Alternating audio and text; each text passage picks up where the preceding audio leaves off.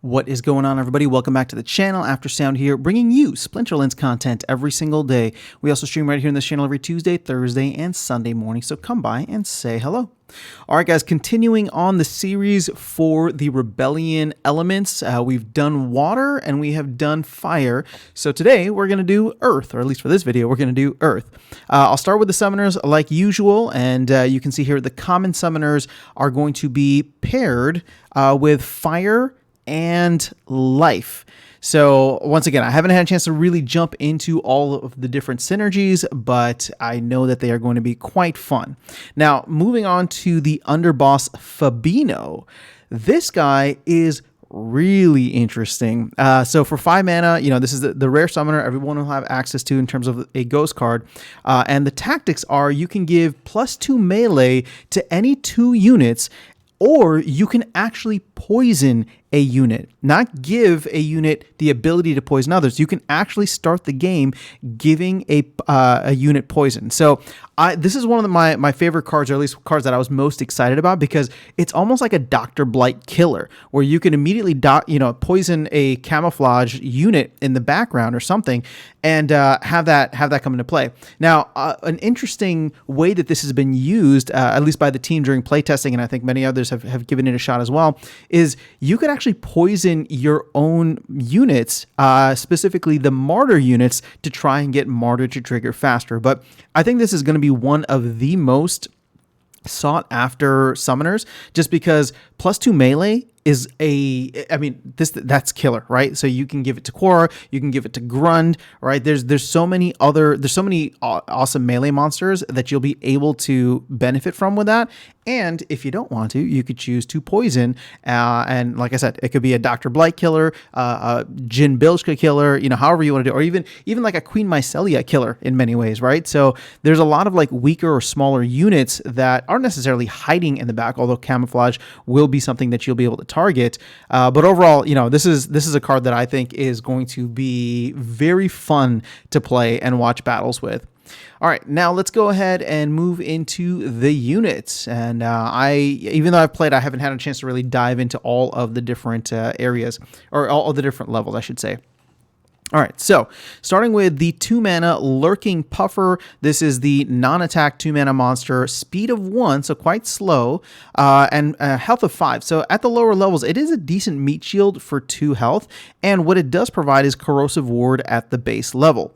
For max for gold, you get an additional health, additional speed, and then max for silver is where, in my opinion, this gets quite interesting, right? Because now, as a support card, not only does it have corrosive ward, but you can actually silence your opponent's magic attacks, reduce them by 1. So being able to have silence in silver makes it, again, I honestly think silver is going to be super fun, just because they've opened up the game quite a bit more rather than saving an ability for this in gold. So I'm actually quite excited for silver and to play in silver starting off when Rebellion does change or, you know, rotate into modern format.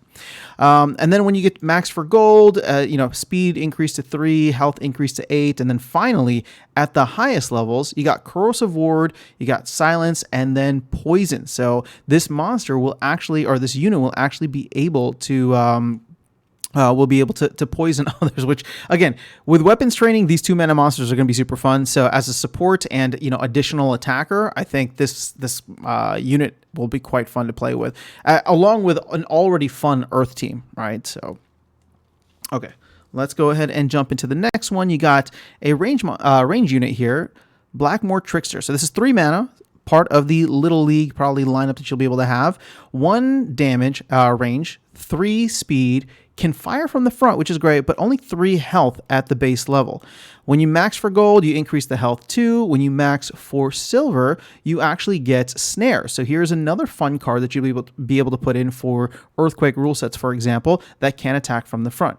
When you get to the max for gold, you do get that second attack, so 3 mana for 2 damage. And then finally, fully maxed out, you get a total of 8 health, 3 speed, 2 damage. So it's an okay card. I don't know that I can see myself using it much. Obviously, at the higher levels, I like the increased health, especially if I want to use it as kind of like an anti-earthquake rule set. But on the whole, I think for 3 mana, I really like the Martyr card better, the Venari Muskrat. All right, Endless Ape. Here you go. 8 mana tank. And at the base level, this thing has Reflection Shield. So for 8 mana, it's 2 damage, 2 speed, 1 armor, 10 health. So a good meat shield. And where I think that this could probably be used quite well is with the flank ability. So it obviously doesn't have reach, but with the flank ability, you can throw another unit in front of it and have this guy have Reflection Shield. So, you know, it makes for a good reach tank or an actual tank, however you want to look at it. And the thing is, if you do put it as a reach tank, when you max for gold, max for silver, you get the scavenge ability. So if other units start dying around, its health will start to increase over time. Maxed for gold, you get that additional attack at 3, and getting into diamond, right? At level 9, it's got an attack of 4, and then of course maxed out, this thing has an attack of 5. Now the health does reduce to 10, but I would say that if you are playing with this card maxed out, I think it makes for a very fun flank tank, and I guess that's just what we're going to call it. All right, last common card that we have is this one here, Ujurak Mystic. All right, so here is one of the cards with a new Lookout ability at the base level, which is kind of fun. So 4 mana, great for Little League. You will be able to have a 1 magic damage, speed of 2. It does come with 2 armor as well as 3 health. Now, maxed for bronze, there's no major changes here. It does increase its health and increase its speed. But again, the main thing that it's providing you in bronze is the Lookout ability. Now, where this thing gets fun is in silver. When you max for silver, you do get the Void ability as well as increased speed. And then going into gold, you'll have an even higher speed, higher health, and of course the Void ability. So it could make for an interesting tank in one of like the magic only rule sets, especially in Little League. But you know, you're gonna have him, you're gonna have Jin Biljka, for example. But where I think this could be maybe fun isn't the right word, but helpful is the fact that he has Lookout. You'll be able to maybe put him in the first position and have, you know, if you're worried about like a snipe attacker, again, I'm talking about like magic only rule set, you'd be able to like put him in the, you'd be able to put him in the tank position and then try to reduce the damage that'd be coming in from snipe. I'm immediately thinking of Captain Katie, but, you know, that's just where it's at. And then at the highest levels, it does have a speed of 6, which is pretty cool.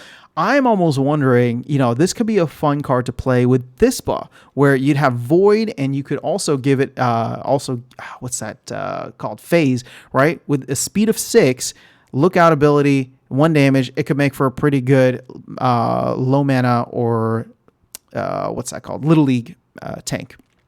Again, very specific rule sets in which these cards are going to be valuable or helpful, but that's kind of where the team is going.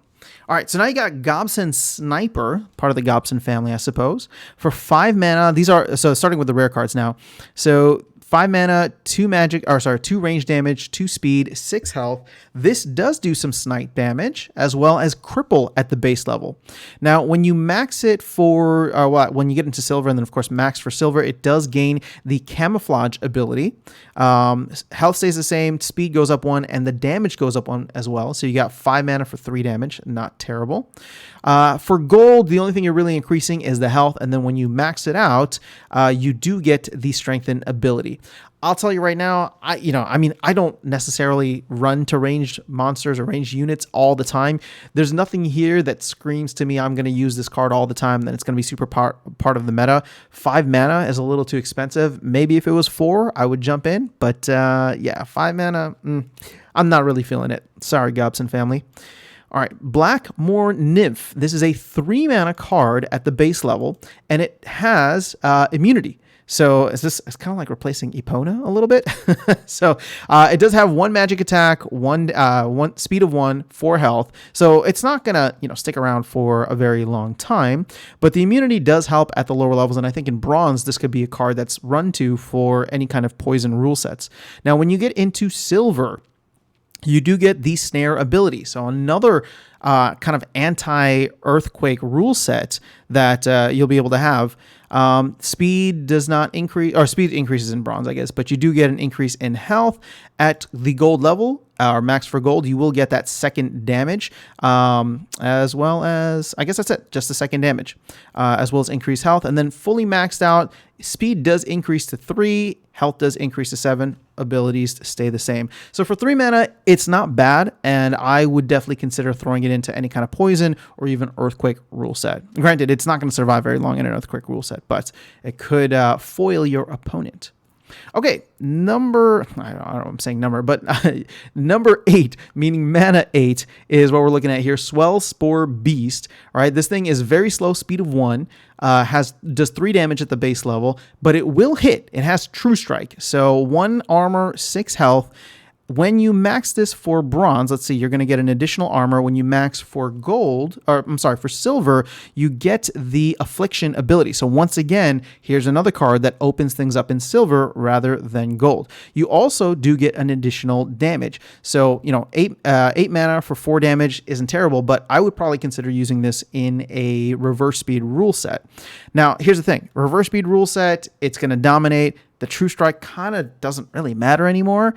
I mean, obviously, when you get it, max for gold, you're going to get an additional health here. And then when you max out fully, you do get 5 damage. But if its speed never changes, True Strike and a speed of 1 don't really make too much sense. I mean, I guess it does so that you can utilize it in both situations, right? In a regular speed match versus a slow speed match. But I'm thinking about I forgot the name of the card. There's too many of them now. But the 1 speed, 7 mana blast damage range unit for Earth that I think I would definitely run to in situations of reverse speed. Now, granted, if it's a evens only, well, now you got someone that's 8 mana. So that could fit in perfectly into the mix. All right, and the final rare card that we have is Leoceros. Looks like a mix between a lion and a rhinoceros. All right, so this seems like a tank, 7 mana, 2 melee damage, 2 speed, 3 armor, 7 health, and it comes with thorns off the get-go. So definitely one that you want to throw at the front or maybe even back for sneak attackers. You do get an additional you get an additional damage as well as armor just for that second level, which is pretty good. Max for silver, you're going to get an additional speed, additional armor, additional health. But when you get into gold, you get the trample ability, which could make this card quite fun to play with, especially if you don't even necessarily need to put it in the front, but maybe throw it in the back for an opportunity rule set or something like that. At the highest levels or maxed out, you're going to get 7 mana for 4 damage at a speed of 4 with 9 and 9 on the armor and health respectively. It's a decent meat shield. It's a decent tank that can do some damage and do some damage back with thorns. So I kind of like it. Would I use it over something like Blackmore Mercenary? Probably not, but maybe if there's no healing, I would definitely, like a no-heal melee rule set, I would probably go towards him. Okay.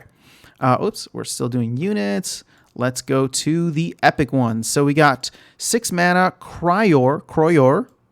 Now, here you go with one of the weapons training units. So from the get-go, you got someone who has weapons training as well as the flank ability. So that does make things interesting because with the melee attack, right, you can give another unit melee attacks and have it actually attack from the back line or from the reach position. So 6 mana is a little expensive in my opinion. Max for bronze, you're going to get 9 health. So it's a decent meat shield, but again, I just feel like for 6 mana, there's a lot of other tanks out there. And then, once you flip up to 7 mana, there's better tanks. But I suppose you could give, the flank and weapons training is the value that you're going to give, especially like in higher levels. Because, for example, in silver, you will get 2 damage that you can pass on. So that's now 2 damage you can do. But I suppose max for gold and fully maxed out, the value here with the increased damage is also going to be the ability to heal. So now you have another even mana healer healing tank as opposed to the 7 mana Blackmore Mercenary. So it could get interesting. 6 mana feels like a lot, but I guess the heal does add a little value there. Okay, let's go to Satha Toledo. All right, so for 5 mana, 1 range damage, speed of 4, 1 armor, 4 health, but you do get tank heal right off the back. And then not only that, at level 2, which is still in bronze, you will get the lookout ability. So, if you can max for bronze at level 2, this is a fantastic support card. You max for silver, right? It's just an increase in health, but once you get into gold, you'll get that second attack. So for 5 mana, you're able to do 2 damage at a speed of 4 with lookout and heal. And again, a ranged unit being able to tank heal is quite big, right? Because we generally have only seen magic units that heal for the earth element. And, this will definitely change or shake things up quite a bit. All right, so let's move on to the legendary cards. And here they are. Okay, so Zabin, however you want to say it. 7 mana for 1 magic damage and speed of 2. 1 armor, 10 health. Now, at the lowest levels, you do get Armored Strike. So keep in mind that, for 7 mana, you're not just getting 1 damage, which is kind of low, but you are getting 2 damage because the armor is at 1 as well. Now, the armor doesn't really increase until later. In silver, you're just getting an additional health, but in gold, you get that second magic damage, and then fully maxed out, you get the second armor as well as last stand. So it doesn't have heal, but does make for an interesting kind of not tank, but just someone you can throw in the back line that will be able to do extra damage later on. Now, what also makes this interesting is, let's say you combine it with someone like a Lux Vega, or you combine it with someone like Queen Mycelia. Well, all of a sudden, keep in mind that the Armored Strike is going to do a lot more damage. And I'm already thinking in bronze, he's going to be doing, for 7 mana, he's going to be doing 1 magic damage as well as 3 melee damage. So, could be an interesting card. I don't know. For 7 mana, I can't see myself using it too much, but maybe the meta will change me. All right, so 12 mana, Lord Thalor. We have a giant in our midst. You get 3 magic damage, speed of 4, 3 armor, 9 health at the base level, right? With the Amplify ability. So here's someone else that can come in, pack a decent punch with Amplify at bronze. Now at silver, you're going to get the scavenger ability, and then at gold, you're going to get the rust ability. So I'm almost thinking, here's a card that is fantastic to use when you have a ton of mana and don't necessarily need or want to have, what's her name? Queen Mycelia in the mix. Yes, the protect from Mycelia you're not replacing, but you get a little bit more damage here, faster speed, and you get someone who's going to grow as more people fall off the board. And then finally, at the max level, 12 mana, 4 damage, 4 speed. It's a little expensive in my opinion, but I definitely can find some use cases for it for the support abilities of Amplify and Rust. So that's all we have for the Earth element. Let me know what you guys think. Like I said, the most exciting thing for me on the Earth or in the Earth element is going to be that Summoner, just because I want to be able to poison units before anything even begins. But that's all I got in this video. I'll catch you all in the next one and see you around the game. Take care.